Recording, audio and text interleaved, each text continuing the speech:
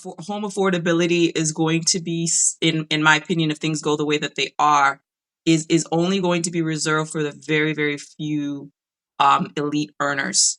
That's just what I'm seeing. What we could afford on our own 6 years ago, it's just not the case anymore. You're either banding together with other members of your family, which is incredibly difficult to do, right? To live with someone who you used to live with 20 years ago, now you got to live with them again. Very difficult to do. Or you're just a high earner. So I feel like home ownership is going to be the new future gold. The Crucial Convo podcast.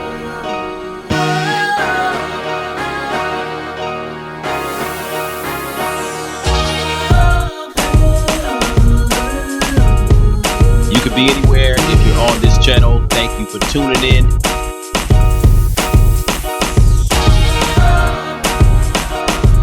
To the Crucial Convo podcast.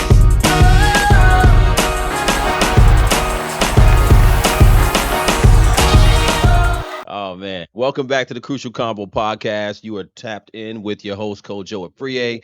I got my good friend Dawn Masenya back on the show. Happy New Year. How are Happy New you? Year. How's it going? What's going on? You ready for 2026? I think I am. I mean, I'm not one of these resolution people, but I think this year I'm going to maybe do, things that I was just planning. I'm going to try and take it like as a fresh start. Why not? Yeah. Yeah. Yeah, I'm not like a big resolution person either, but I'm more like an attitude person, I guess a resolution as far as an attitude, continuing a certain attitude, but I'm not like, oh, I'm gonna give up red meat this year, or something, Yeah. something like that. I'm not that I kind of actually don't person. think it's So bad. I know everyone says things about it, but I actually think it's cool. Like if you need a marker, which is a new year to start something fresh to get you motivated, why not? Like I don't necessarily do it, but I think there's power in it. yeah, no, I'm not mad at it. I'm not mad at it. I Yeah, mean, you have to motivate yourself somehow, and if January 1st does it for you to get you going for the new year, that's exactly. all good. So I'm not mad at it. But otherwise, everything's good for the coming into the new year. Yeah, I mean, all the plans just need to be engaged. I will say this, because I think the world operates on that calendar almost. I think that that does have an effect on real estate, quite frankly. So it's almost like you do have to pay attention to how people are feeling, when they're feeling, what they're feeling. And New Year's is always a fresh start for folks to get back in the market and do, take some real estate stuff seriously. Definitely, definitely. I think it's going to be interesting. So I want to of course, first of all, I got to give you a lot of respect and love as always Oh, because you did our first show. oh You did. yes, yes, I did. I did. Yes. You're Um, welcome, everybody. You're so welcome. yes, she kicked it off in episode 1. So right now we're on episode. This is probably 104 or 105. That's a lot of talking to people you've been doing. Yeah, I do a lot of yapping, but you know what I'm saying. But otherwise, hopefully we're changing the world by putting out content, and I know I like to provoke thought. So So I want to get into your head and see what you see and get your opinion as to what's going on in real estate. What are the things you see? Um, like kind of an outlook of what 2025. Well, a recap of what you saw in 2025 and what's going on in 2026. So obviously people don't know. You've been a realtor for a while now, like Yeah, about some 8 years. years. Yeah. 8 years. Okay. So yeah, you're a vet in the game, and obviously you're a vet in New Jersey. I know you started doing work in PA, Yeah. in Philly. So so let's talk about that for a minute. So 2025, like, because people always have there's all these real estate reports, and they have all this conversation about what is and what isn't, and there's a whole lot of information about real estate. Yeah. But obviously it's regional to some extent, and also when you're out here actually servicing the real estate industry, you obviously have a more deeper perspective. So what did you see in 2025 in New Jersey and in PA? A lot of confusion. I think a lot of standstill for a lot of buyers, traditional retail buyers. And when I say retail buyers, I mean like the typical buyer, not an investor, right? Yeah. You're making an investment if you, for example, have a multifamily, but I would still consider that a retail traditional buyer because you're not Yeah. purchasing property to flip on a consistent basis. So I think there was a lot of, a few things were shifting in 2025. You were Mhm. seeing in the middle of the year, in my opinion, more inventory hit the market and stay on the market, even in the hottest markets, for example, Essex County, right? Mhm. You're seeing prices solidify. You're seeing folks get beat back down, investors get beat back down if they overpriced. Mhm. So I'm seeing prices solidify at certain price points. And so I Okay. think that it's neither a buyer nor is it a seller's market. The only way that you can make it a seller's market is if your product is super special, right? So, for example, if Right. you're selling a multifamily, nowadays there's not a lot of vacant multifamilies. A lot of Right. times the seller has to do a little bit of additional work to get at least one of the units in a multifamily vacant before you can even consider selling it, because otherwise you're just selling to an investor. So Right. 2025 kind of settled my mind into realizing that our market is no longer a 100% growth market, right? It's not an emerging market, is what I used to like to call it. Because we would have a lot of vacant properties. We would have a lot of flips to choose from if you were a buyer in the Mhm. market. Not Mhm. so much anymore. Now, if you're a buyer in the market, you're basically hoping that you can see a property that you're interested in when the tenants allow it. And that never used to be the case. There would be Yeah. so many opportunities for you to go and see a property today because everything was so vacant. Not a lot of properties are vacant. So the vacant properties where every single unit is clear, those ones you're still getting, some multiple offers and things like that. Okay. However, if it's occupied, not so much. But even the occupied ones are becoming the norm. Single Mm. family, same Mhm. kind of deal.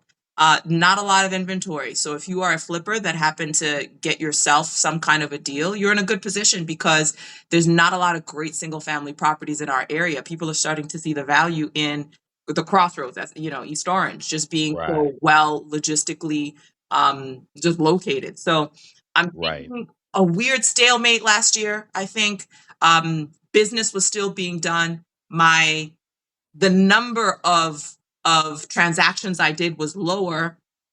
But if you're a real estate agent and you know just how much, I mean, some of these prices have tripled. So let's just say that what I was making in 2019, I would have to just go through more transactions. I don't have to go through as many transactions now. Right. So our market, I don't know. It's just not. It is no longer an emerging market. There's not too many blocks that have boarded up homes anymore. There's not too much opportunity to get a great deal anymore. So investors are having to Mhm. look elsewhere, or Yeah. investors are having to invest a whole lot more upfront than they traditionally would have had to. You could get something That north of barrier of sixty entry. thousand dollars 6, 7 years ago, right? $80,000. Right. You could forget about that now. Now you're getting that same property for $375,000, and there's a hole in the roof. So, um, Right.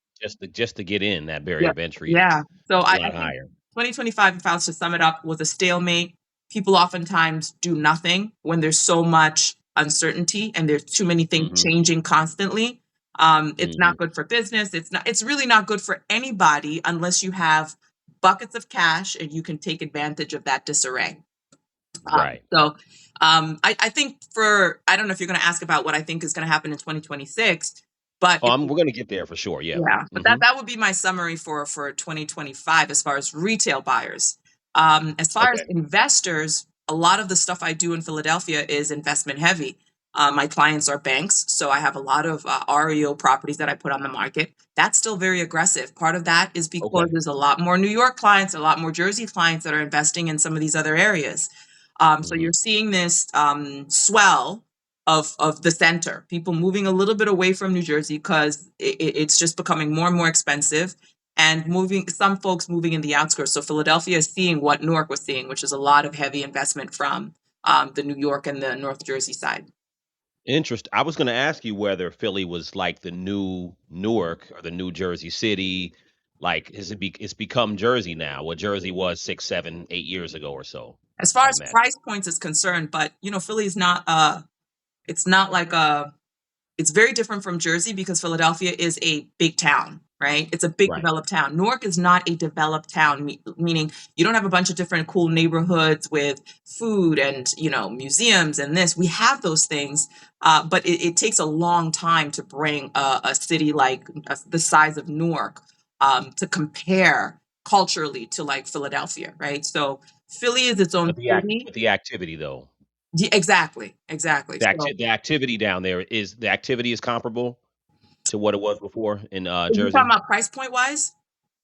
Just the activity as far as people trying to find deals. Is there's more Oh, opportunity to find there's more deals in Philly and stuff opportunity. like that? Yeah, there's for sure more opportunity there. However, the Philadelphia market, as far as the end consumer, that retail buyer, is very picky. Because they say, yes, I want to be in this neighborhood. Yes, this place is big, but if I feel like your finish is crap, I have other options. So Oh, it's okay, a much okay. more, and if you were to ask me, is that a buyer or seller's market? I would say that it's kind of a little bit of a buyer's market. It's buyer leaning on the Mhm. retail side, but on the REO side, it's very vigorous. If you're an investor, you're looking for that $100,000 price point. Yeah. Yeah, absolutely. Interesting. So New Jersey has really, really changed in the last and when we talk about New Jersey, obviously we're talking about northern New Jersey for the most part. Essex County, Hudson, Yeah, Bergen, all these places that are proximity to New York, within, 30, 45 minutes or an hour, right? So that's very, very interesting. Now, from your perspective, when you look at New Jersey, for example, do you find any retail buyers or buyers starting to look at Philly or South Jersey more, or or like you said, are they just kind of like pausing and just like staying on the sideline because of prices and stuff like yeah, that? they think prices are going to go down. Logistically, looking at Philadelphia or South Jersey only works if you work remote. Somehow it has to work for the family, right? So some people may have that Mhm. idea, and then we go down and we see a couple properties, and you realize, ugh, I'm going to have to do this every day. Yeah. South Jersey is to me, again, South Jersey is so close to Philadelphia, and because everyone's looking for a transportation hub to get to work wherever that is, it Mhm. again, anywhere where there's a transportation hub, you're not going to see prices go down. It's going to be the opposite. So Okay. no, most people that want to buy in Jersey buy in Jersey. What I'm seeing more of, which is I've seen in my own neighborhood, is families buying single family properties together, living with, their kids Mhm. contributing to the household. Um, Mhm. 6 years ago, you were buying a $300,000 house and managing all on your own. Now that Yeah. same single family is 600, is double that, right? So you have to enlist someone who you're willing to live with at least temporarily in order to Right. get into a single family home. So Yeah. the energy is still there to stay in North Jersey, but the way that people are calculating how they live, which is to share, the space with a sibling or your mom or whomever, people are Mhm. being much more pragmatic now. Now, it makes a lot of sense. It makes a total sense, and it's really one of those things that it was a fast transition, I'd say, before the pandemic up to now, but it is something that's the new normal. So, I mean, so let's think about that. Now, with that being said, I was looking at interest rates. I don't watch them every day, but they said they're kind of at the lowest that they have been. Yeah. They've gotten down to about 6%. But obviously, affordability is still an issue. And you said earlier about prices. So, do you see a time when prices are gonna go down? I don't think they're gonna go down at all, but I do you still see people out there as far as buyers who still obviously sellers don't want the price to go down, right? But Mhm. buyers are still you see buyers who are still hoping that prices go back to what they were? Yeah. Yeah, because I mean it's a nice story that I think everybody wants to tell themselves, right? I would love to hear that. Even as an agent, because it means I would have more buyers and more transactions, even if they went down slightly. Are they going to? They're not. Our market is very, very unique. In 2008, when the market crashed, people were foreclosing because they could not afford the deal that they had signed off on. They could not Mm, afford it, right? And so what the government did actually under Barack Obama, not to get political, but what he did to shore our interests up was to make sure that now, if you're getting an FHA, which is a government backed loan, you can afford it. They do a biopsy. I mean, you've been through the process, I've been mhm, through the process. They literally do a mhm, biopsy of your financials. That was not yeah, historically so. And that's the value of the regulation that we as agents, get frustrated off with all the paperwork and this and that. But what that does right, is that it means that the default rate is very, very low because of how well qualified you are. right, So I don't see prices going down because I don't see in our market a crash. Do I think that defaults are going to start to be on the rise? Yes, but I think they're going to be on the rise not because of prices, but more so because of taxes. No, that's Yeah. very true. I've been seeing now, I've talked to you offline about property taxes many times. I've been, taking a look at many different areas. Like obviously we pay, I always tell people we're the highest. I believe New Jersey is the highest as far as property taxes in the country. Um, I maybe don't doubt outside of California, maybe outside of California, but we're up there. We might be one or it. two. And even the increases, obviously not to get political, obviously either, but depending on who's running your city and what city you live in, and issues with the state per se could be part of that. The tax increases are a major issue for people entering a home, and as well as older people who may have paid their home off and don't owe a mortgage, but they're just trying to keep up with the mortgage. So we've had double, well, 100%, but generally 60-70% in places like Chicago. And we've talked offline about even property increases in New Jersey, who has really people have really struggled, where their monthly costs maybe went up $400 or $500. It could really And the make a big timing of difference. it. And the timing for it's not even your pricing going up. It's like when they do the recalculation for your escrow in November once a year for your first year, and then they turn around and they say, "Oh, you were underpaying for a year. Yeah, We're only telling you this now because we're relooking at your escrow account in November and we only do it once a year. So right. now you're gonna have to pay that back in a year. We're gonna spread it out. The underage, we're gonna spread it out. So it's just a weird, unnecessarily weird way to welcome homeowners into this payment system.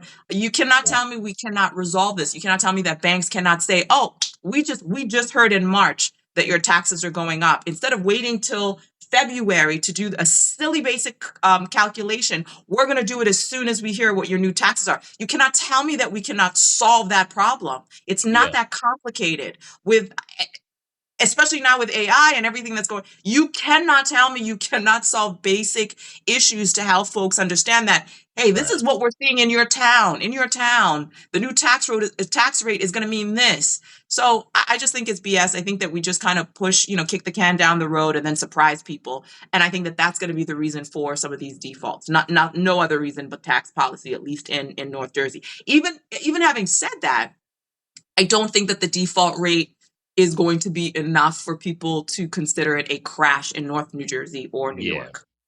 yeah. No, I agree with you. I don't even think there will be a crash anywhere per se.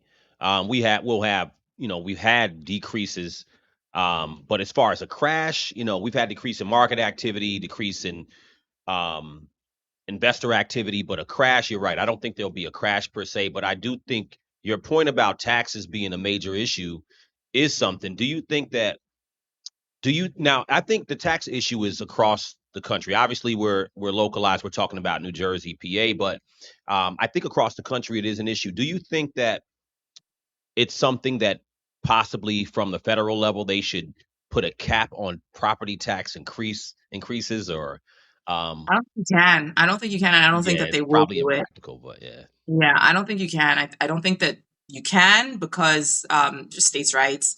yeah, And it should be that way because states have a right to manage their own budgets. right, And no, I don't think that that should be the case. I just think that if people were concerned about tax policy, they got to get involved, right? We've talked about this in local politics and yeah, ask the hard hitting questions and be informed enough and figure out what other towns are doing and saying to the people that they elected in order to keep their taxes low because uh, when is enough enough? We yeah, get that taxes have to go up, but are we doing it in a way that hurts people? And I think that that's what folks that are running your town should be thinking. yeah, It can't just be like, oh, well, everything is going up. Well, we know that. What are you doing about it to make sure that it doesn't hurt people? What are right, you doing about it to revolutionize the way in which we do it? If you're telling me my taxes have to go up, do you have to double my taxes yeah, in a year? In a matter of months? Do you have to hmm, do that? Can you not do it progressively? Because we know that you can do certain things progressively if someone wants to come in and invest. But what you're telling me is, okay, I want to live here, and by living here, I'm investing in this town, right? yeah, by Um, default, so so as somebody that's investing in this town, why are you telling me that you can't somewhat ease the bleeding or the process? So I hmm, think people need to be looking to folks to be solution based. It's hmm, not okay for you to just inform me and shrug your shoulders. But without that, it doesn't matter. The taxes are going to be what they are, Osu, right? Yeah, yeah, that's the Um, truth. I totally agree, and I think also too, to your point, I think when taxes, if there are increased, people should be involved in their local politics to know if it actually should be increased because there might not be a justification. I mean, yes, costs do go up, but you have to understand whether your property tax should actually be increased at all, and if they are increased to your point, at what rate, at what point. You know what I'm saying? Because otherwise, it gets out of control, and I think it's the conversation of that. I think that maybe this was an issue before. I didn't notice property taxes being such part of the conversation as far as the broader conversation of real estate yeah, really until after the pandemic. I mean, people started to yeah. look at prices, inventory, buyer, sellers market, the craziness, people moving around the country. That was all part of the conversation. And then all of a sudden it seemed like, damn, what are we paying in property taxes and how is that affecting, affordability to live? So Mhm. I think it's a good thing that that's coming up, but obviously it's not the only thing. Right. It's not the only thing, and again, it's going to take people get being more informed and people ready to act and people ready to talk to their neighbors. Hey, are we showing up to this budget meeting? Because budget meetings are very interesting. If you ever watch them online for our town, Hmm. um, they don't propose to do things in our town that I don't want them to do. I want them to do all the stuff that they're proposing, right? Right. So it's like they're sitting there like, yeah, I do want you guys to redo the road on XYZ. Yeah, Right. I do want you guys to redo this pool. Somebody has to pay for that, right? 100%. Yeah. In addition to doing those things, they also are hiring more police officers.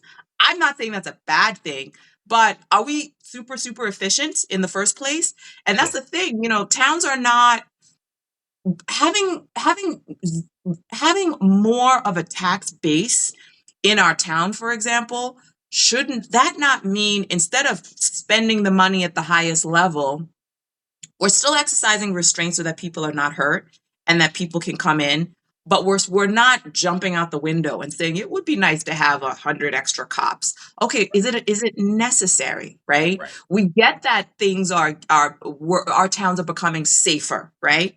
But Hmm. that's not all because we have more cops in our town, Right. right? Part of that is because we don't have boarded up homes anymore. Correct. And that's attributed to people wanting to come and live here. So if it's safer because there's no boarded up homes on my block, right?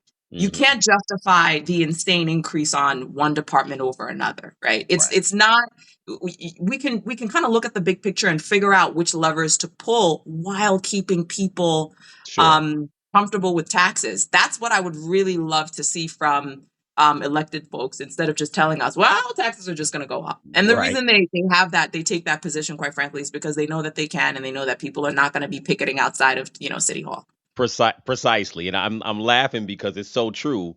But and you could tell me if I'm wrong, but what I take from what you're saying, and I share this position too. Um, Being fiscally conservative um, is important in general. You know what I'm saying? Because at the end of the day, it's just like your home. Yeah. If you start a new job or you start a new business, now you're making $100,000 more a year. It doesn't mean you're supposed to be spending all of that $100,000 the Right. next year. It's still Yeah. okay. It's still okay to say, you know what? Okay, our current position is okay. Maybe we want to do some increases. We want to do some upgrades in our personal life. Cool. But we're not supposed to spend every penny of what we get, you Hmm. know. And you're right. In a lot of cases, people aren't really paying attention. So I think that that part of that conversation is what does affect real estate a lot, and I think people are starting to see it. They had a tax increase. Now, Chicago, I'm not going to go on a tangent about Chicago because I talk about Chicago a lot. Now, Chicago had a tax increase. They have a myriad of issues, but they had a tax increase recently where property taxes went up 60, 70%. Nice. And these residents, they did a bonfire of their tax bills. So they got together, they had the grill all set up, and this whole neighborhood burned their tax bills. Wow. So, yeah, people are paying attention because at the end of the day, and going into the next part of this conversation I want to talk to you about. At the end of the day, I think the tax issue is something that people are aware of. From the beginning buyer, the older people and the younger people, right? Or younger and older people alike. So Yeah.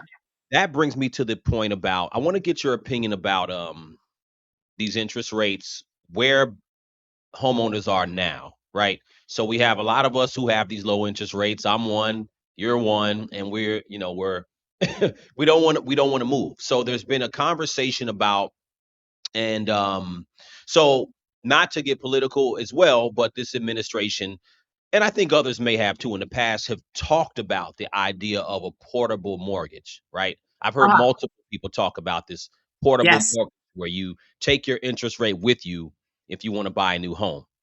man. So what do you think about that? I love it. I love it because again, it puts you in a position where you're taking the thing that's staying keeping you in that house. Especially if let's say that you really don't need to be in your house and maybe you are ready to move somewhere else. I think if Mhm. you're retiring and you know that you want to buy a condo somewhere in Florida, and you get to take advantage of whatever tax policy they have in Florida and also retain your interest rate, I think that that's a big deal. I think that um, there's a way that you can qualify folks so that banks still make money. Because this is the thing, like people always talk about banks are greedy, this person is greedy. Yes, they are. I mean, they're in it for profit. No one Right, charges interest because they're punishing you. They're doing it because they want to make money, and they right, should make money. So it's not that that's not. So here's the thing: none of these ideas, in my opinion, are better if you are broadening the options for a buyer or a seller. When you say you can transfer your interest rate somewhere else, you're broadening options for buyers. hmm, Broad options for buyers, if you just do, for example, just the one thing, might mean that, okay, now there's more buyers in the area, therefore things are going to get more expensive. So you got to kind of do more than just one thing to right, balance it out so that you don't cause inflation, because that right, is inflationary. When you make it easier for buyers to buy, that is inflationary. sure, But if you live in your existing home and you say, I want to go and buy something in Florida and retain my tax rate, to me, what that does is it kind of like releases the bottleneck. right, And you're not decreasing interest rates, but you're just right, making it so that that existing buyer actually makes a real estate transaction that they otherwise might not have made, right? They right, might say, yeah, I'm going to do it this year instead. So they sell and they move and they buy somewhere else. right. So, but you still have the pool of buyers that are going to still have to buy at the 6%. Which So is I think true. that's a nice way to kind of balance it out. So I don't hate that policy that much. Do I know each and every single thing that's going to be a byproduct of that particular policy idea? I don't, but I Right, don't hate it, right? Maybe mhm, I also don't hate it because I have a low interest rate and I would love that option, right, right? right. So Maybe that might maybe we're also be my biased. bias. Yeah, that Right. might also be my bias. But I do think that it would help me. Uh, this is how it would help me. It would be easier for me to convince someone that was on the fence to selling their house Selling to their sell. house. Right, It would be right. easier, right? Yeah, And it would mean that there's more inventory available for a buyer right now to purchase who maybe is starting their family, et cetera, et cetera. yeah. Did you mention the 50-year mortgage, or were you about to Well, get I into was that? that was the next thing too. I was gonna ask what you thought about the 50-year mortgage too, because this is another idea that, FHFA, Bill Pulte and Trump administration had Yeah. again, ideas that have been kicked around, you know what I'm saying? So, 50-year mortgage, well, I'll let you say what you feel about it. So, I think it's inflationary at this time, right? So what you're basically doing is you're saying you're going to be in debt for longer, which honestly, who cares? Like their 40-year mortgages right now exist, right? mhm. So you can do I believe you can do a 40-year mortgage, right? I believe you can. I Okay. don't think it's popular, but I believe if and don't quote me, I believe that in some from what I understand, this was like a year or 2 ago where they were trying to, people were doing these forbearances and Oh, yeah, yeah, yeah. So it that's was one of the ways part of that the they whole said, yeah, yeah, yeah, to yeah, it was relook like at the an mortgage. idea and yeah, so I So believe that it's now. not common, but I know that they do exist. Again, I think that if you did that by itself, it would be highly inflationary, right? Because you're essentially again you're giving buyers the ability to buy more and to buy more a more expensive house. Right. So it's not that we need more buyers in the market, and that's what that would do, right? Okay, So so I do love you think things. if they expanded it out, if they expanded the payments out or Yeah, expanded it the would mortgage mean product out, it would a make house the that I couldn't payments now better. afford, now I can afford it, Right. right? That's essentially what it is because you're Yeah. making my monthly payments lower. So Right. all of the metrics that the bank uses to vet me out Now I'm jumping into the next level of it. What are sellers Mhm. going to do? They're going to increase price because there's more of y'all out there that can Right, afford this. So right. that by itself is to me inflationary, and I don't think that it's right for this time. Mhm. There's no idea out there that makes it easy for buyers to buy that I intrinsically dislike, right? Yeah. I like all of those ideas, but the timing of it has to make sense. If we're Mhm. complaining about inflation right now, that's inflationary, Okay. so let's maybe not do that. That almost is like it's which the government can't really control, but that's almost like just reducing interest rates again, right? You're just making it so the buyer can afford more. The Right. only thing that people say that I don't think is really that relevant is, oh well, it just means it's going to take you 50 versus 30 years to sell a mortgage. Most people don't keep that same mortgage anyways. Most people are No. pulling cash out and refinancing in 10 years, Yeah. basically adding another 30 years, to their mortgage. So it's one of those things where it's like, well, a lot of folks are not going to pay that thing off anyways, unless you're buying your house, especially because the average age of a buyer now is between 35 and like It's 45. like 4, yes, yes, more than So what it used to be, yeah. if you're buying your house at 20, right, and you have a 50-year mortgage, you're probably not going to hold that mortgage for a long time. So I don't hate the idea of holding a 50-year mortgage, right? Because if let's say that I was to buy my house at 20, Mhm. this is what I did. I bought my multifamily. I was 23 when I bought it, right? It was a Mhm. 30-year mortgage. 10, 15 years later, or however long it took me to decide to buy my second home, I pulled cash out of that property, refinanced at a lower Mhm. rate because I bought prior to 2008 at Right. 7.5%, Right. refinanced, got a lower rate, but started the 30 years all over again. Right. So it's Right. the 50-year itself doesn't bother me. It's just Mhm. what impact is it going to have in the market? The impact, there's going to be more buyers, right? They can afford. Mhm. The impact is going to be there's going to be more sellers that are going to say, "Oh, we got multiple offers now." Yeah, because there's more buyers in the pool. So Right. I don't hate it as a policy. I just don't know that it's the right time to do that if we're worried about inflation.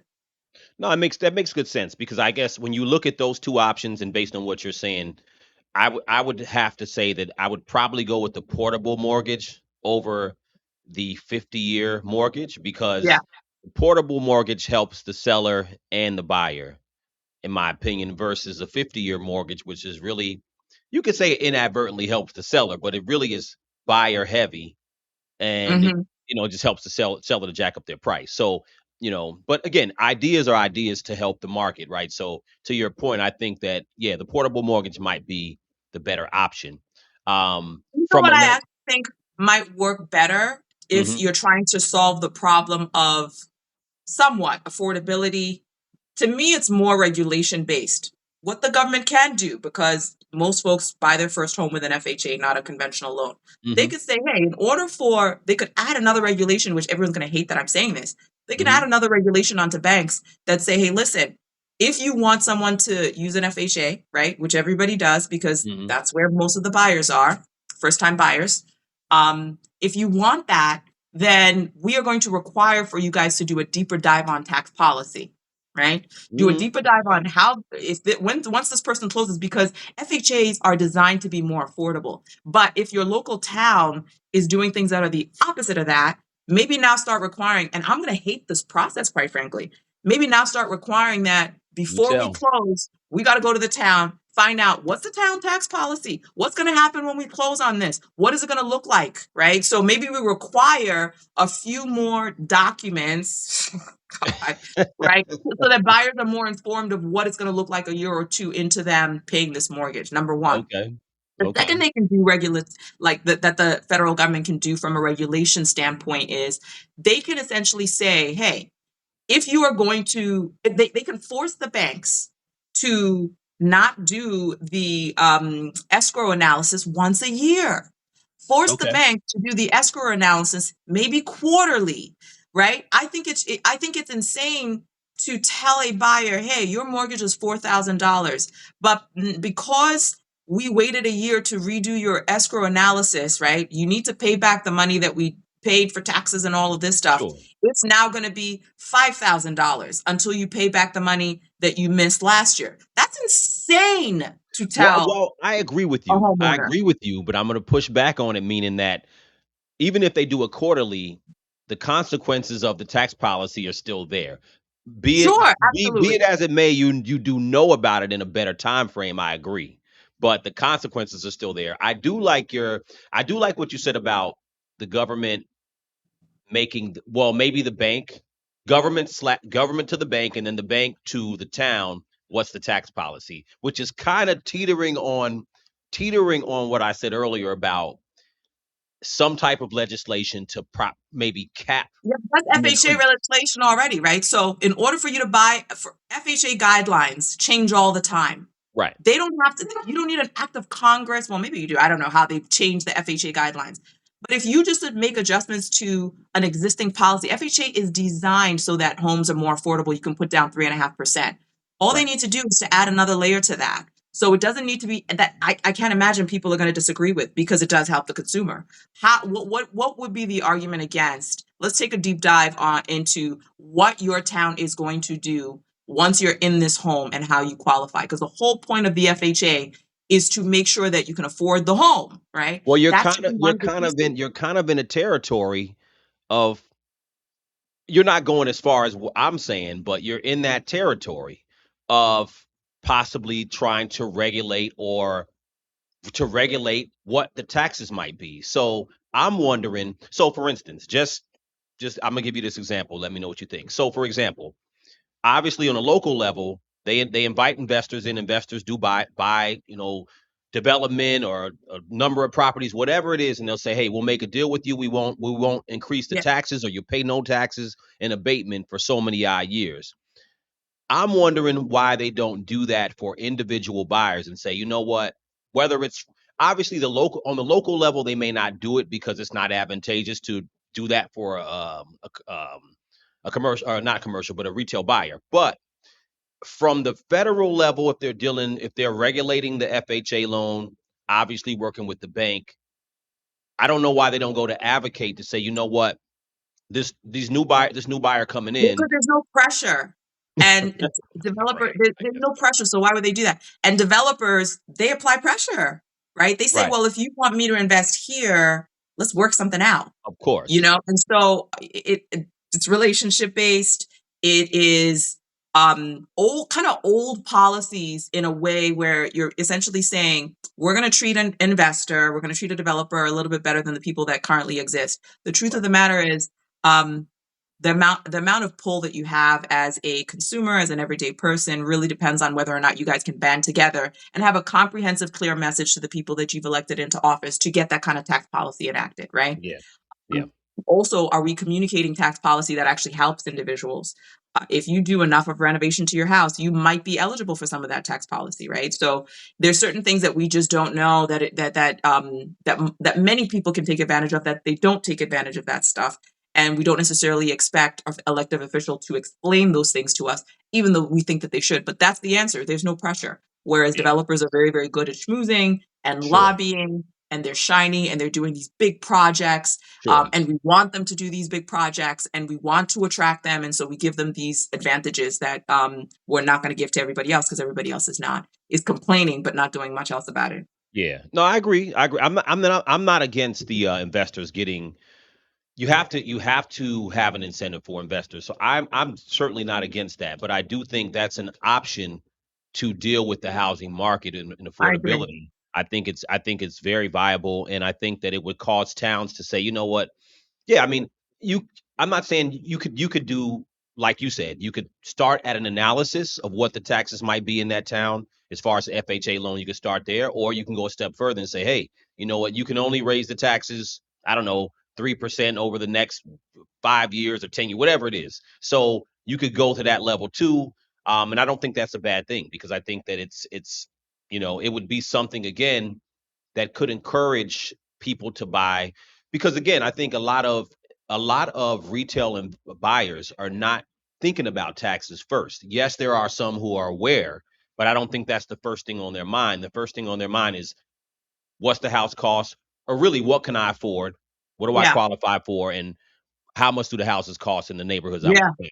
They kind of start Absolutely. there, you know what I mean? And then they start looking at the taxes. So um well, let me ask you, I want to go into. So we talked about millennials. Millennials right now are kind of, the ones who are entering that house buying age. And then you have the baby boomers, obviously, who are selling right now. So I kind of know the sentiment of the baby boomers. The baby boomers are just trying to retire and go live the rest of their life peacefully. What do you see as far as the millennial sentiment, the ones you've run across? Like, is because when you look at the conversation about real estate, the millennials are supposedly very depressed. They're very disillusioned with the whole process, and they're like, "F buying a home, I'm just gonna rent," or whatever the case is. Like, what are you seeing from those you run across or heard of? I think it's across all generations where home affordability is going to be, in my opinion, if things go the way that they are, is only going to be reserved for the very very few elite earners. That's just what I'm seeing. What we could afford on our own 6 years ago, it's just not the case anymore. You're either banding together with other members of your family, which is incredibly difficult to do, right? To live with someone who you used to live with 20 years ago, now you got to live with them again. Very difficult to do. Or you're just a high earner. So I Yeah. feel like home ownership is going to be the new future gold. Mm, And I don't know that that's necessarily a great thing. In Jersey, we do not have new home starts. Developers are not. They're not going to make as much money um, making single family homes over a plot of land that they will condos, right? mhm, A big building, a big structure with condos. mhm. That's just for New Jersey. Yeah. Now, there are other markets where you still are going to have new home starts that make sense, but for us, it's just not going to be the case. So for millennials, I think that it's probably going to be the first generation where you are making a tremendous amount of money in order for you to actually own a home. That Yeah. wasn't always the case.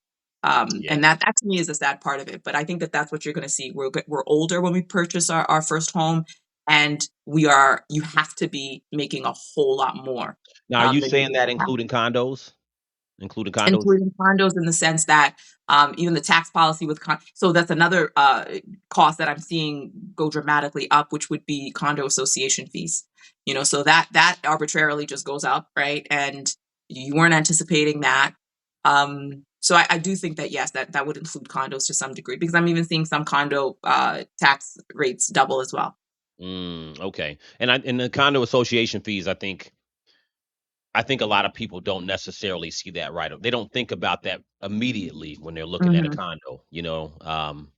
But That's that's part of what I'm saying is like no one sees taxes immediately. No one sees condo fees immediately. I think if the government wants to slow this thing down as mm, far as inflation and ensure that people are not defaulting, I mean, I think it solves quite a few issues. They need to make it more and I know people don't like regulation, but it needs to be a regulatory lever that that makes us all in the real estate business perform better when it comes to predicting what these things are going to cost you once something closes. We're mhm, not going to get it right, and it becomes super yeah, dangerous, quite yeah, frankly, for me to say to a buyer, "Hey, your taxes are going to be X in 6 months," right? I can't yeah, say that because I don't know that to be the case. I may be wrong, and in right, whichever direction, it's a liability for me to do that. yeah, But there needs to be some mechanism in place that makes it so that it's not just about what I can afford right at this moment, it's what I can afford later. An interesting conversation I was having with a lender actually last week was because of AI and the inclusion of AI in banking. AI is now looking at, for example, these no doc loans where let's say that you're self-employed and you are trying to purchase a home and you take advantage of one of these loans that don't look at your taxes. They more look at your bank statements and stuff, mhm, right? Now they mhm, have your bank statements. Now they're running algorithms. Now they see a $150 payment happening each and every single month. Well, what is that? Is that a liability or is that piano lessons? So your debt to income ratio is also going to become a little bit different if AI starts now being in the mix, if they're looking at your bank statements, even if you're not self employed, they have to look at your bank statements to a certain mhm, degree. Are they going to start flagging certain things as mm, continuing, debt? So I feel like mm, if they can do that, we can start looking and predicting to some degree okay, today your taxes are X, today your condo association fees are X.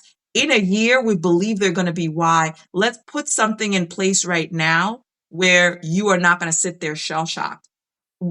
if we know that this is happening, we know that AI can do all of these other things. We don't guarantee that we're nailing it, but at least we're having the conversation to make sure that people are not stuck for the next 2, 3 years, not being able to figure out how to pay their mortgage after they initially purchased the home. So I think there's a lot of common sense things that will never happen, that can be done. No, But that's an incredible point, though. but there's all kinds of different options to solve these problems, that will never happen. Well, I'm optimistic, but I think I'm so glad you said that because so now that you explained it like that, I think for people listening, this what you said, I think is far more palatable than going in and going the next step to regulate what the increase of taxes, but just having an analysis. And I was going to go into AI next, so I'm glad you brought that up. Yeah, I think that's very doable to at least give a prediction as what the Yeah. taxes might be because they don't Right. really do they don't do that. They don't Right.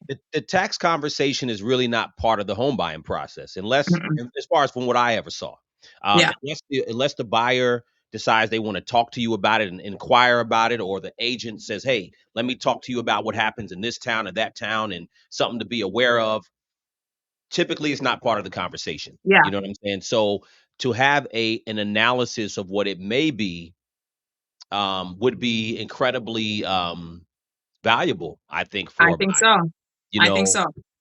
so like you said, at least they wouldn't be shocked if something happens. And I actually think it would help with inflation because now if you have folks that are saying, I can't afford this house anymore because of tax policy, now that means fewer and fewer buyers are going to be, eligible for that sort of thing.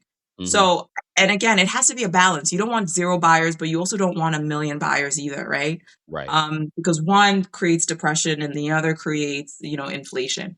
So I right, think that buyers knowing, oh, this is what could come up the pike, I think it would solve a lot of problems, quite frankly. But it's not going to happen. And listen, and it may happen, but to some degree at some point. But usually, when it comes to that kind of radical, change, it's got to be an administration that really is just like, hey, the people have spoken. They have asked me to do this, this, yeah, and this because of this, and this is going on. But we're not seeing that, in these years right now. So, yeah.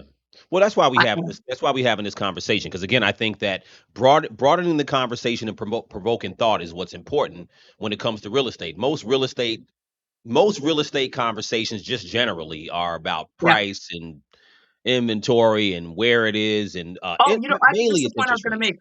Please So go I'm ahead. sorry to interrupt you. Please. So, you know how we put all this work into vetting out the buyer, right? We also put all this work into vetting out the house. You have a home inspection, you make sure that they did this and this with permits, and we're looking at the roof.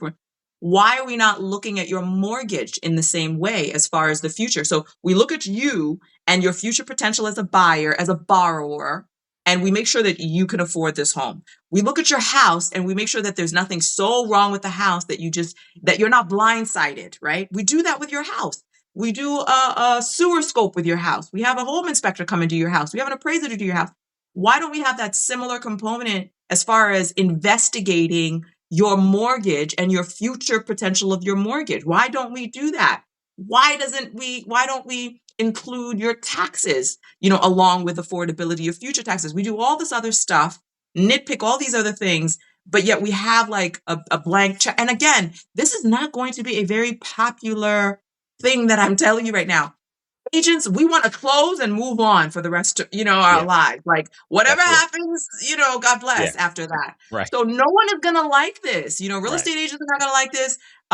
Mortgage people are not gonna like this. So it's going to take someone that doesn't care, right, in order to put those types of regulations together. And anyone that suggests that those types of regulations, because we hate regulations so much, even though they save us from so much, is going to be the bad guy, right? More right. regulation, really?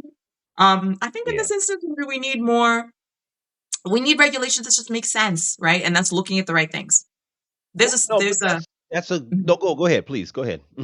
Yeah, no, no, go ahead. I'm sorry. I was just saying your TV No, in the no. back has an interesting scene happening Oh. back there. Have to- I think it's PG-13 as far as I know, but Okay, it's on yeah. YouTube. It's so far. It's been that. It's been that so far. But no, no, you You make gotta it. put a I business think channel back there. what do you say? You gotta put a business channel back there, Osu. It was, I don't know what was playing. It was something else playing before, but It was a nonetheless, movie, I think. Yeah, it was a that movie. TV Yeah. on all the time. But I think that, no, to your point, I think that regulation in the right areas, I think, is important. So, I know it's, a lot politically, people are like, oh, too much regulation or not enough regulation. I think that having it in the right areas is important because at Mhm. the end of the day, it's really about looking at what results do we want to happen is Right. really the main point. Now, you brought up AI because I was going to bring up AI. So I wanted to talk about AI is affecting everything. It's affecting Mhm. everything, particularly anything that's analytical, especially has changed, right? So from white collar to not so much blue collar, but mostly white collar, anything analytical, anything that's, secretarial, whatever you want to call it, even accounting, law, whatever it is, AI is touching all of it. But point being, with real estate agency. Now, there's been this conversation. I want to get your opinion. I think that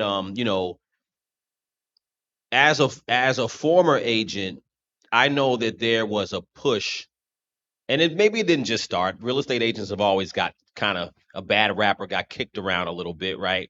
But I think in the last couple of years in particular, there's been like this effort to kind of kick real estate agents around and in a way to say, you know what, our real estate agents need it and we can do these transactions. Do we really need it? And they were doing all that. We talked in another episode about the NAR, National Associations of Realtors, lawsuit and all that. That's in the past. But with AI, I've been listening to the chatter about, well, AI, maybe if there's something that we can do to, not to X out the agents, but to replace the physical person to an extent to help these transactions happen. What are you seeing out there? Are you seeing, is there well, let me say this one thing before I finish the question. I know there's been an exodus of many real estate agents or realtors in the market, right? Mhm. Because they're just, if you don't have the clientele and you're not really out here really doing it, you're not going to survive out here because of how the market changed, obviously, because when rates went up. But are you still seeing this? Are you seeing the sentiment of appreciation for real estate agents, or are you seeing more of that momentum of like, hey, we really don't need y'all? You know what I'm saying? Are you still People seeing that that? appreciate me are my clients, right? But if you have never bought a house, you've never done real estate before, or you're a seller that feels as though my agent didn't do anything, you hate real estate. So 70% of people at any given time feel as though we are completely worthless. And why? The only people that love you are the people that have worked with you, right? And then they see the value in that, depending Mm-hmm. on how well you manage that relationship. So no, there's no added appreciation.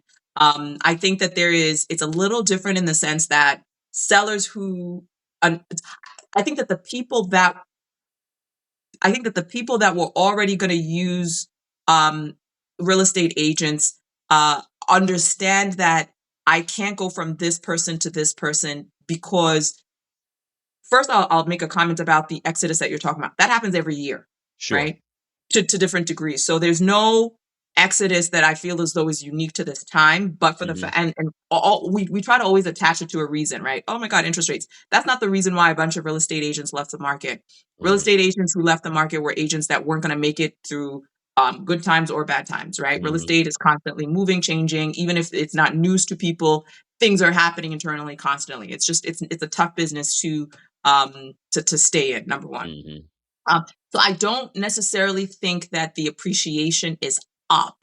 I do think that there is a deep appreciation for deeper relationships with your existing agents when you realize now that I can't just pick up the phone. Agents now are much more selective with who they spend their time with now, Right. right? Because you're back in the day, you would just show a bunch of buyers around and maybe have kind of have a relationship with them, maybe not have a relationship with them. Now an agent is not going to waste their time. Now it's much, much harder to get a competent agent to deal with you if you don't have a pre-approval. You know what I mean? So Yeah. agents are becoming much more valuable in the sense that they're not going to work for you and run around with you unless you are an elite buyer, quite frankly. Mm-hmm. And that to me is a little bit sad because I think that everybody needs the guidance. But agents have, because they've made it so much harder. Now I got to really think to myself, is this person worth the time? Mhm. to a much higher degree than maybe I would have in the past, right? Mhm. And unfortunately, what that means is more and more people are going to be without the guidance, even the conversation, even the consultation with a really, really good agent. And I think that Mhm. that makes things worse when people know less. So, Yeah. no, we're not appreciative more. We're just appreciated deeper, I guess.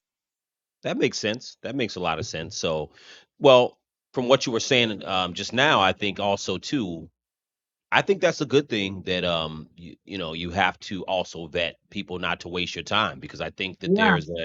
there's an assumption, you know, there's an assumption that agents are, like you said, are worthless, and sometimes you end up being abused. And I think that ultimately people want to look out for the consumer, the buyer and the seller. But I do also think it's important to look out for the quality people who are trying to help these transactions happen That's never because gonna happen. That's never gonna happen. We're like mechanics. You love your mechanic, but you hate the industry. Do you know what I mean? Like well, I love my mechanic because I finally mechanics can found be a one. lot more dirty than an agent, though. I think, but that's my See what I'm opinion. saying? See what you just But did there? That's exactly my point, is that the good mechanics unfortunately don't get the love because they're lumped into the industry. for Same sure, thing with real estate agents. We're for lumped sure, into an industry where anybody can get a license really in 10 days. Mhm. And it doesn't matter whether you're professional, not professional, proficient, not proficient, you have a license. So it's Yeah, one of those things where I think that there's no way around it. No one's going to all of a sudden start respecting real estate agents. yeah, yeah. No, I agree with that. I do, but I do think the changes that you mentioned are good because at least agents are aware to say, okay, I'm not going to waste my time either. Because ultimately, you may have people who I don't know how it is now, but you may have people who were claiming they were going to buy, especially during the boom of the COVID. People are Yeah. claiming they had their little pre-approval and they didn't buy anything, and they weren't really serious Hmm. about buying anything. So I think that's also good. All of it flushes out, I guess. All the bad stuff flushes out, Hmm. and the good stuff rises up. So I think that's a good thing too. But now, do you think so there's still this push, from what I understand, for discount brokerage, discount Hmm. services. So is there still a push to push down what the agents are getting? Is there still a push to at least minimize what the agents get as far as helping in the transaction? Or That's always existed. Discount brokerages have always existed. They just don't tend to survive. yeah, And the reason they just don't tend to survive is because these 1% listings that you see up there, a lot of their listings just sit because at the end of the day, an agent is going to go in there and know that as a real estate agent, you're not remote, right? right, You listed something for a seller, you're not remote, you're constantly having to rely on um, people who are boots on the ground to list a property, right? Because it's right, 1%. How much effort are you really going to put into managing the property? Someone yeah, steals your key. It takes what, 7 days for you to get that resolved? If yeah, you even know about it, you know what I mean? So there's so many things that are in my opinion, not great about these 1% listings or discount brokerages because you do get what you pay for. But the good thing about them is they are allowed to exist, and to me they're a great example. And they should be allowed to exist. You should be able to charge nothing if you don't want to charge anything. you could illustrate how bad it's gonna be. But that's what I'm saying. I love Right. discount brokerages for that reason because you give a clear and stark comparison to the service that you get when you can call me and get me on the phone all times of night, and I have to Hmm. go and rush to look at your property to see what it is that you're concerned about. Hmm. And I can negotiate in a way where that's very, very local. So I personally need that, to serve as a proxy, quite frankly. So Hmm. there's no push for discount brokerages. They exist. They just don't survive because it's very difficult, even with AI, to create the kind of service level that's needed for physical real estate. Yeah. Someone physically has to go in there and look at your property and tell you, hey, this is what I think your value is because I can see that the molding is done incorrectly. I can see that you have mold in your basement. You can't replace the physical person just yet. Yeah. So I'm not concerned with AI. I actually embrace AI at least Mhm. for the now and what I'm Yeah. able to do, how quickly it's made my personal processes. So no, I don't think that we're in a space yet, and I don't know how AI is going to change in the next 10, 15 years. I know it's going to be dramatic.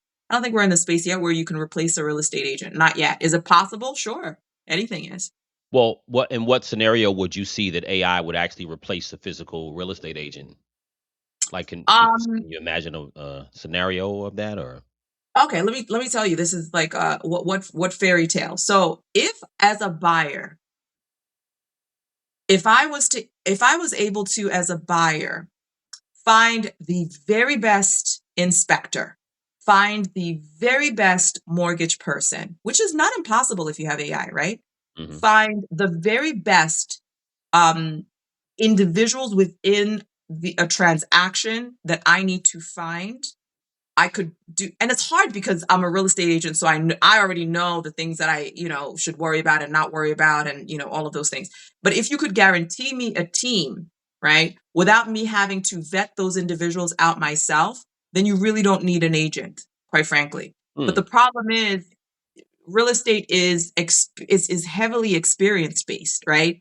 So you do need somebody who can tell you all of the things that could go wrong. AI can't come into the house, look around, see the expression on the seller, look at the street and create a dynamic enough story, not story, but a dynamic enough analysis for me to guide my buyer.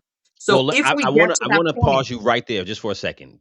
Just right there, just so people understand. The scenario you said, if you're using AI to get all of the other participants in buying a home, the lender, the inspector, everybody besides the agent. So you're mhm, saying, theoretically, if you found all those people, the best people in that scenario, are you saying that the buyer would go straight to the seller or straight to the seller's agent?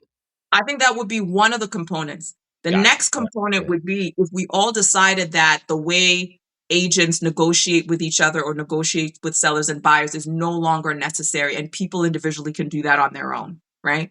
So, can people negotiate now on their own? They can, right? It doesn't mean that they're doing it well, and it doesn't mean that they're doing it poorly either.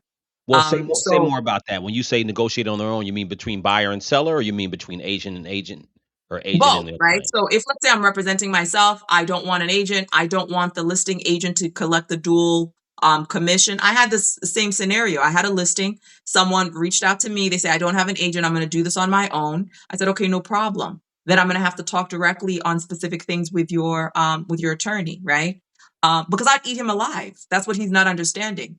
Yeah. And because he also did not want me to represent him. So if you don't Right. want me to represent you and you're a buyer, I'm going to eat you alive. And a lot of times it's buyers that think that they're smarter than they really are, Hmm. thinking they can kind of game the system because in the back of their minds they're saying, well, I am going to basically show the seller that you don't need to pay a double commission, right? I'm gonna that 2.5% that you were gonna pay my buyer, you could put that in your pocket. That's Hmm. appealing to some sellers, right? Hmm. But as a buyer, I don't think that is a great idea. You don't want to be trying to negotiate with someone that's been doing this, 15, 20 years, 5 years. You don't want to be doing that personally, right? Yeah. Because you just don't know the ins and outs. Not that you're not a smart person, but you could be the smartest person in the world. It doesn't mean that you could be a farmer tomorrow. It doesn't mean that you could do all of these things tomorrow. So Right. Yeah. I do think that the negotiation, whether it's between you as a buyer and another agent or you as a buyer, with a seller, those are all things that you can do right now. Like you could do Yeah. that right now. Yeah. You have all the wherewithal to do that right now. Is it a good idea? I don't think it is. But you are allowed to do that right now. Hmm.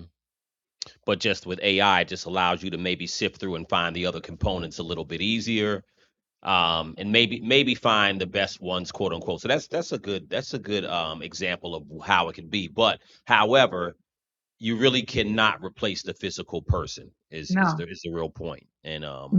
real And estate AI is is very only as good as the information that it finds on the internet, if you think about it, right. right? Oh, well, this person has these reviews, this person thinks da da da da. Right. So Yeah. AI doesn't know when it's presenting you, because that's what I always pressure test AI all the time. I'm like, hey, find me the best, blah, blah, blah, blah, blah, right? Yeah. And then I will do the work on my own, and then I will compare whether or not it was able to find me the best blah blah blah blah blah, right? Right. And then what I realize is because I'm a human being looking for something very specific, and because I can make a phone call, right? Because I Hmm. can talk to a person, because I can physically go and look at something, AI misses it. because Yeah. they're relying on whatever's available on the internet. Hmm. So right now, AI is not going to be able to tell you the best inspector for this, is not going to be able to tell you those Yeah. things because most businesses, we to some degree control how we show up on the internet. Of course. Of course. And AI is limited in, Yeah. seeing through, reading through the lines. Of course. So Of course. there's a Yeah. lot of reasons why I just don't see AI being able to do all of those things just yet. The Hmm. only way that it would work is if every single person was required to leave a review of their experience so that AI could analyze every single person's experience, Yeah. right? Which is so But not even then, you're missing so much nuance. So I don't see it happening in my lifetime, but I could be wrong. I don't know. Well, no, I mean, I think that's a good point. I mean, other than just sifting through and finding people, there's no way to know that that's actually the best at the end of the day. Yeah. So, in real estate, something tangible, something you touch, it always will be. So I think it's one of those things that, yeah, AI can help with analytics, but it's not going to help to just change the dynamics of the transaction in and of itself. So, I think that that's really interesting. So let me know. I want to know, what do you think are the challenges, because the challenges and opportunities going forward, right? Because, you know, at the end of the day, where we are now in this country, I think there always be people who still want to own, whether it be single family condos, whatever, Yeah. they want to own something, right? When it comes to where they live. Then you also have a large conversation or large narrative about, man, F buying a home, just rent, invest in the stock market, invest in crypto, start your bid, whatever it is you're going to do, put your money somewhere else. So you have Mhm. both of those conversations. So, what do you think the challenges are? I would say, for our kids, we go 10, 20 years, let's say Oh. 10, 15 years down the line. Where do you think things are going to be as far as owning a home, owning your home, and the buying and selling dynamics? Where do you think things are going to go? I think real estate has always been a special thing to buy. Now it's like gold, especially if you're in a market where they're just not making any more single family homes. Populations are going to increase, not decrease, or flatline, right? Because we're just having fewer and fewer kids. So ultimately, how's my kid going to be challenged? If you don't put the right things in place, and if you don't look at your financial health beyond just real estate, if you're not looking at life insurance policies, if you're not looking at how what kind of how you're going to steer your child as far as education is concerned, college, not college. I think that our kids' challenges are all it's all going to be lumped together. Your ability to own a home is going to be determined by how much money you're capable of making and Hmm. whether or not your mindset is where it needs to be as far as just knowing that maybe in my 20s, if you are lucky enough to have the opportunity or the option to purchase something, maybe in my 20s are going to suck because I'm going to maybe own something that I can't truly afford until the value actually until my job and my income catches up to that. So I don't think people like pain. I don't think people like sacrifice. So I think the challenge for our kids is they're going to have to do those things if they want home ownership. Um, Hmm. I think that what's nice and unique for our community and our generation is we are much more educated as far as just financial. I mean, it's not where we should be, for sure. But hopefully, the way in which we transfer properties makes sense so that our kids have a leg up. The fact that we own homes right now, our kids have a leg up to some degree. But we're also living a lot longer, so they're not going to have access to a lot of these assets for much longer. Right. So I think that there's just they're going to be challenged in all kinds of different ways, but I think that the true and tried way to circumvent that is making sure that we're watching AI. We are much more conscious with the kind of jobs we direct our children to focus on. Much Hmm. more conscious with how they're educated, how much debt they're going to have right out of college. Every single thing that you do sets you up for home ownership and if that's what you want. Hmm. So I think that if they're telling you what I wish people had done is quite frankly what I foolishly did when I was 23, which is buy something early. What can you afford? And whatever that is, buy it. Right. Whatever that is, buy it. Don't wait until everything is perfect. Obviously, I don't want you to be house broke, but don't be trying to buy your dream house or kind of your dream house in your 20s, right? It's just you're not going to stay there forever. Like knock it off. So don't wait. This whole narrative of, oh, people are waiting until their 40s. a lot of that weight is because they want to be so, millennials especially want to be so ready before they purchase. And I guess my argument is, don't be so ready for your final home. Buy a crappy condo. Do it, because real estate is a long game. So if you can see that far ahead, which most young people don't want to, so that's going to be the challenge. They're going to have to be elite. If they You're going to have to be elite if you want a piece of real estate in this country. That's just what it's going to look like. You're going to have to be very well off. Everybody else, I think that the renting base is going to get bigger and bigger. I Mhm. think there's going to be more condos available. Mhm. um, they're not going to make the condos nicer. They're not going to make the condos I mean, they're still nice if it's brand new, but they're not going to make them so spacious enough that it's going to feel like I'm in a single family home. That's just never going to happen. Mhm. So we're going to have to be comfortable living in closer quarters. But my whole thing is this: as soon as these knuckleheads are of a certain age and they're making enough money to qualify for something small, make them buy a house, Mhm. make them buy a condo, make them buy something. You Mhm. know, that's the only way to prepare them, in my opinion. That what you said, I'm so glad you said that. I mean, you really just summed it up, and I think that two things you kind of touched on during this episode. One was buying early, right? And not being caught up in what should be perfect per se. Because you're Yeah, right. I think wait until 40, I think is too long. And yeah, when you see the median age of the first time home buyer go up to what do you say, between 35 and 45 yeah, now, or it's too long, yeah. and I do understand the challenges of today with the cost of living and so on, but I do think it is too long. So I think that's a good point. And to tie that point together with something you had said a couple times throughout this episode was maybe linking up with family, linking up with somebody to do something. It's not an easy thing, but you did talk People about. don't like each other I culturally know, in America. They I don't know. want to If share you a said bathroom. sacrifice, if you said sacrifice, I They don't want to do honestly, it. honestly, to me, I agree with you 1,000%. If you're making the money, again, I think you're right. Real estate is the new gold, and that you've really coined that in this episode, and I think it's so important. And I think that to your point, if you can buy something solo, get it. Crappy, whatever, get it. I think that's great advice. And the other thing that is hard, but you said it, people should probably click up and link together. Whether that's Immigrants do it your, all the time. huh? Immigrants do it Of all the course, time. of Immigrants have course, always done that. Have of always course. done that because it's funny because I grew up in a house where it was three bedrooms and we all shared a bathroom, right? Yeah, Um, me too. and we were fine. We Yeah. were fine with Listen, that. it's It it's was it's not a so big funny, deal. not to cut you, but it's so funny that when they go back and they look at homes that were built in the 50s, 60s, One you bathroom.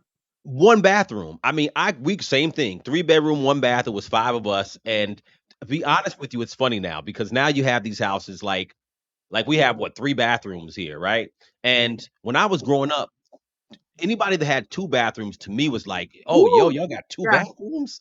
right. So it was very common to have one bathroom. And it was regular. It wasn't like you were slumming it. You lived in a normal house. So to your point, um, well, that brings me two things. One, I think you said something about millennials and wanting things to be perfect. I think that Americans want everything. The average Yeah, square footage of the house is yeah. huge. People have houses bigger than what they actually need. They want everything. You know what I'm saying? So I Hmm. think that to your point, I think people need to do three things. They need to buy earlier Yes. if you can and push to do that, right? Number two, click up with family or spouse if that's you Yes. have a spouse, whatever it is. But obviously, people are not getting married younger and all that stuff. But click up with friends or family, whatever it is, and do something together if you have to. I Yep. think that's going to be monumental. Everything you said, I would add to that by saying I don't see um I don't see the young people of today or the future really getting into these things unless if they're not in the absence of more money, they're going Yeah. to have to collaborate together. You Get have together. to. You have to. If I had more than one kid, I would start planting the seed that my two kids, three kids, hey, as soon as you all start working and as soon as you all start having income hit the books, you guys have already lived together. You guys are in your 20s. You don't have to have this big, bad single family house right now.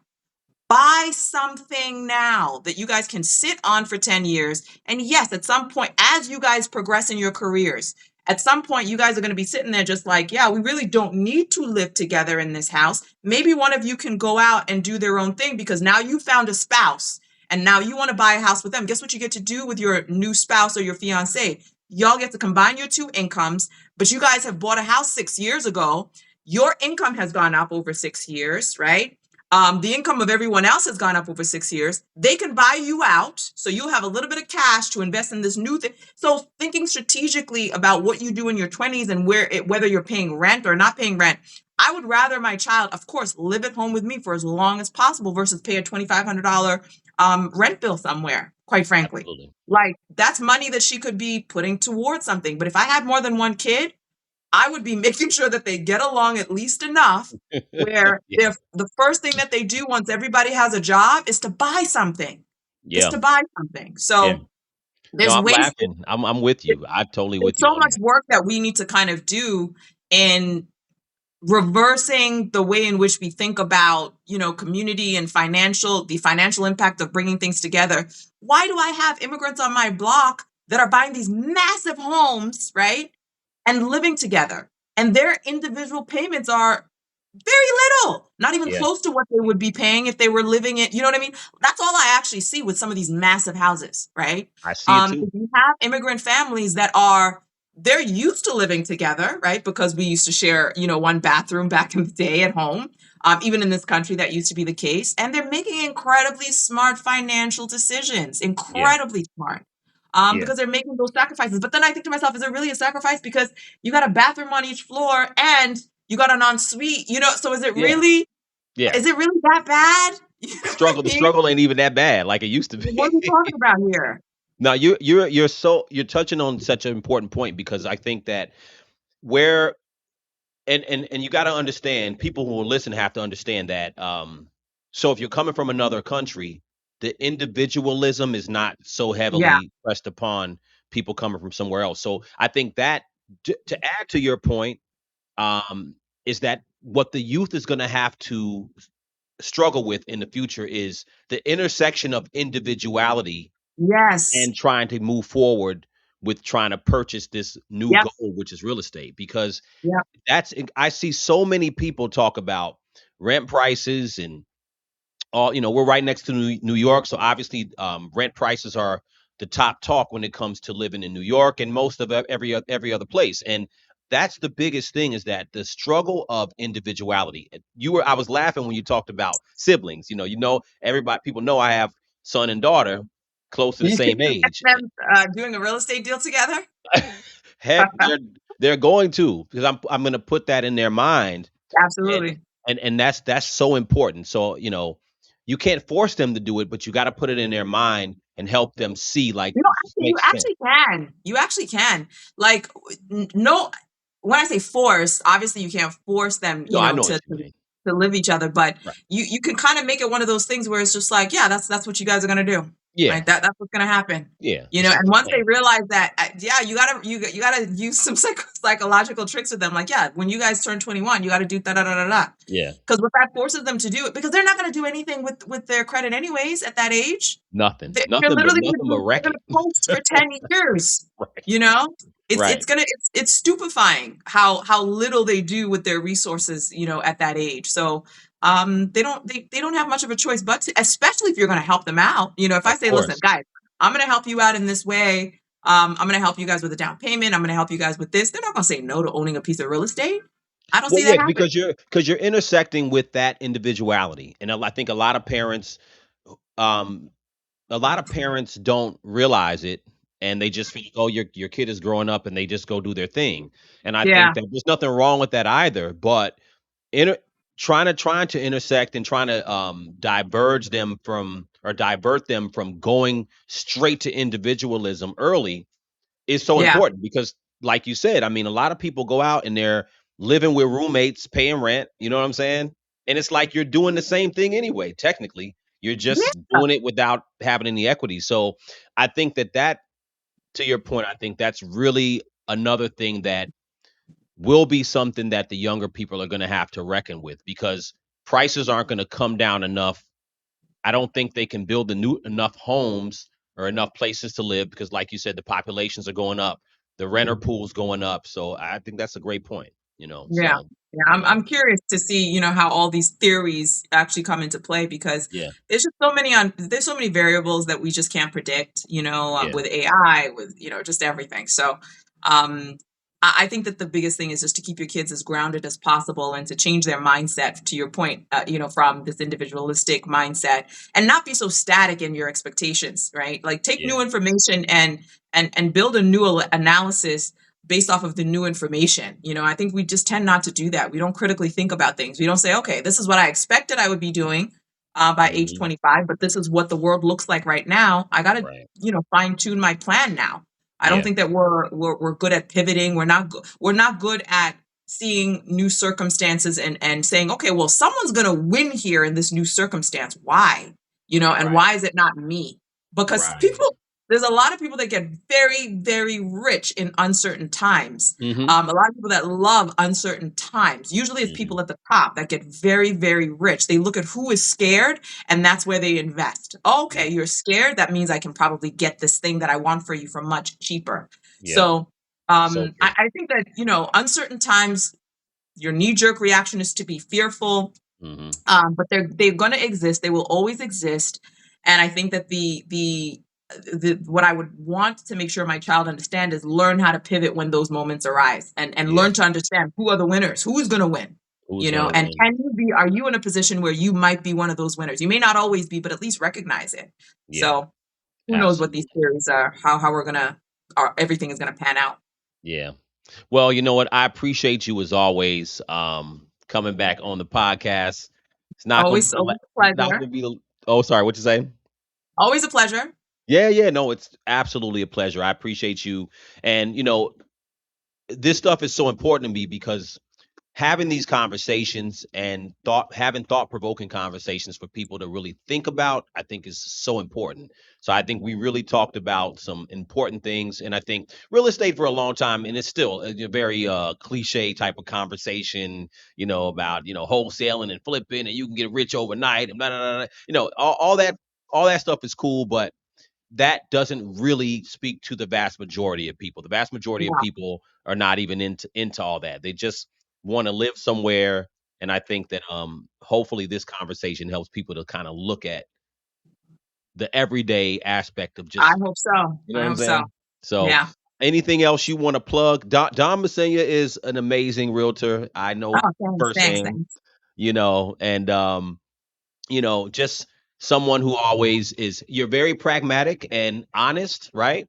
And you're not just worried about the commission. It's not just, of course, You everybody can. wants the commission and everybody wants to make money, but at the end of the day, it's really about having being a trusted confidant to talk to when Absolutely. you're trying to get through these transactions. So Absolutely. I It's appreciate the that. process. It's one of those things where if you were asking me what my last comments were, that exodus of realtors, a lot of times what happens when you first are starting is you are heavily worried about your commission. If Mhm, you focused on the process, in fact, don't focus on the commission at all. Focus on the process. That needs to be the thing you wake up each and every single day. What next do I have to do and how do I do it the best way that I can? And mhm, don't worry about the commission. The commission is going to come. When you focus on the service level process, there would not be a not influx, but there would not be this exodus of real estate agents. But mhm. that's the problem, is that the bar's low to get in and the work is there and they don't understand that it's not glamorous and it's not fast, it's not easy, and it's not cheap to do it. So Yeah. Well, yeah. that's good. That's great. Mhm. That's great because the cream rises to the top, and ultimately, it's just you want people who are out there who actually can do the job and really Yep. service people. So, um, well, I'm gonna put your link under the video, of course. If you're in New Jersey and Philly, Make sure it's my real estate specific one, Instagram. I will. I will. You know, I have two now. I I have two now. I do I know I'm friends with you on both. I'm not gonna put the personal one up Don't there. accidentally put No. the personal one. Because it Well, used to be my main real estate one. So anyhow, I'm I sorry to know interrupt. I saw the split, you know what I'm saying? I saw Okay, the new okay, one. good, good, good. I I'm was glad like you're aware. I saw the new pair. I'm like, "Who is this?" I'm like, "Okay, okay, I see what's going on here." So, the real one will be on there, but I appreciate you, Dawn, for coming back on. Thank you Um, for having me as always. yes, yes, and we'll of course, we'll talk again soon. I appreciate you. Happy New Year. Thanks so Yes, happy much. New Year. Thank you.